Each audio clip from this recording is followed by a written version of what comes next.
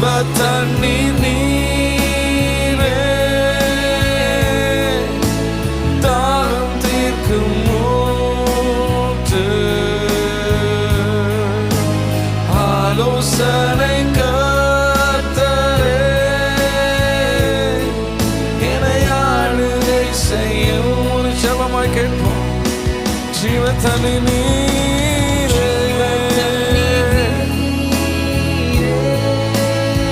தாகம் தீர்க்கும் ஊற்று, ஆலோசனை கர்த்தரே,